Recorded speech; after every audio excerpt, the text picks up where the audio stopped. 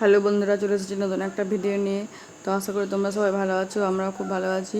তো আজকে হচ্ছে জামাই ষষ্ঠী। তো জামাই ষষ্ঠীর ব্লগটা তোমরা পুরোটা দেখতে থাকো, আশা করি তোমাদের ভালো লাগবে। তো এখন আমি সব পুজোর জন্য সব রেডি করছি। আর এদিকে বাবাকে বলেছি তাল শাঁসগুলো কেটে দিতে, তো বাবা ওটাই কাটছে। তো আজকে সারাদিন আমরা কী করি তোমরা দেখতে থাকো।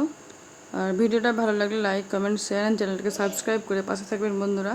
আর তো আমরা এখন বেরিয়ে গেছি। এখানে মা, আমি আর বোন হেঁটে টোটোতে করে যাব, আর ওরা তিনজন স্কুটিতে করে যাবে। তো এই তো আমরা বেরিয়ে গেছি, এখন ওরা স্কুটিটা স্টার্ট করছে। তো চলো আমরা মন্দিরে যাই, তারপর আবার দেখা হচ্ছে।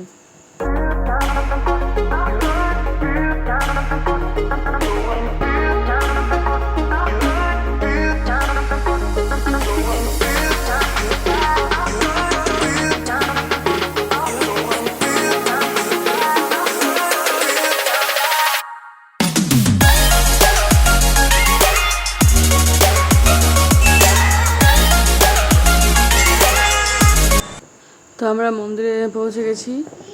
মন্দিরটা আমাদের বাড়ির খুব কাছে, খুব একটা দূরে না, হেঁটেও আসা যায়, কিন্তু যেহেতু রোদ ছিল তাই আমরা টোটো করে এসেছি। তো এখন দেখো এখানে গণেশ মন্দির, আর এদিকে ষষ্ঠীর গাছটা বড় গাছ ছিল, কিন্তু কোনো কারণে কাটা হয়েছিল, তারপর আবার এই গাছটা লাগানো হয়। তো এখানে সবাই পুজো করছে, আমি আর মাও পুজো করার জন্য ভেতরে গেছি। এখন খুব একটা ভিড় নেই, অনেকটাই ভিড়টা কম ছিল। তো সকালবেলার দিকে তো প্রচুর ভিড় ছিল, আমরা 11টার দিকে গেছিলাম। তো এদিকে দাদা বৌদিরাও এসেছিলো, দাদা ওরা শ্বশুরবাড়ির সবাই ওরাও এসছে, তো একসাথে দেখা হয়ে গেল। তো আমাদের পুজো হয়ে গেছে, আর এখন মা সবাইকে হাওয়া করছে। তো মা এখানে এক এক করে সবাইকে হাওয়া করছে, আর তো এখানে বাবুকে হাওয়া করছে, আর এবার আমাকে হাওয়া করবে।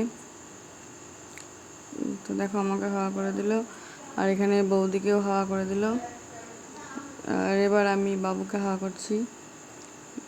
তো দেখো বাবু কি বদমাশি করছে। তো এখন আমাদের হাওয়া করা হয়ে গেল, এবার সবাই হলুদ আর সিঁদুর লাগাচ্ছি। তো আমি মাকে হলুদ আর সিঁদুর দিয়ে দিলাম, আর মাও আমাকে দিল, এটা বৌদির মাকে দিলাম। তো সবাইকে এখন হলুদ আর সিঁদুর লাগাচ্ছে। আর এই যে সুদীপ্তা, মানে আমার বেস্টি, তো আমরা দুজনে একই একই শাড়ি পরেছি, আগে থেকে আমরা প্ল্যান করে এরকম একই শাড়ি নিয়েছিলাম, তো একই রকম শাড়ি পরে এসেছি। তো দেখো তোমরা কমেন্টে জানাও কেমন লাগছে আমাদের শাড়িগুলো। তো এখানে বাবু এখন শুতে পড়ছে, মা বললো বাড়িতে সবাইকে শুতে পড়াবো, তো বলছে না আমি এখানে শুতে পড়বো, তাই ওকে এখানেই পড়াতে লাগলো। তারপর আমরা নিচে চলে এসেছি, এখন সবাই মিলে বসে আছি, ছবি তুলছে, কেউ বসে আছে, বাবু সমুদ্রের সাথে খেলা করছে, আর সবাই এখানে। তো মন্দিরে এখানে সবাই বসে আছে, এখানে খুব ঠান্ডা, তাই সবাই একটু বসলো, সবাই গল্প করছে, আর একটু ছবি তোলাতুলি তো আছেই।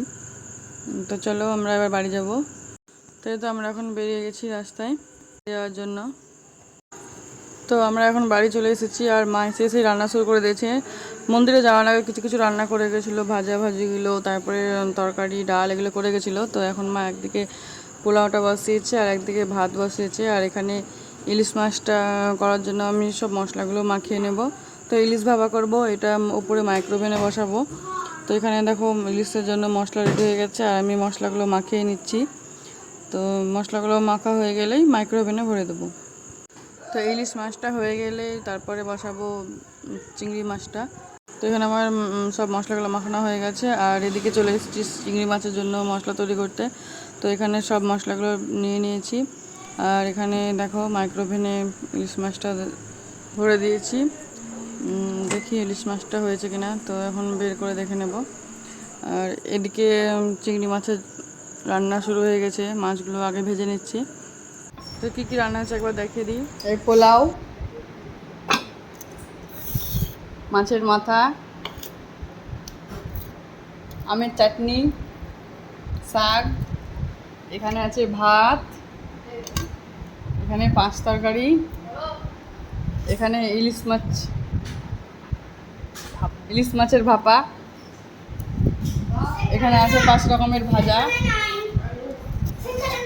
এখানে আছে ডাল, আর চিংড়ি মাছটা হচ্ছে, আর পাতুরিটা হচ্ছে।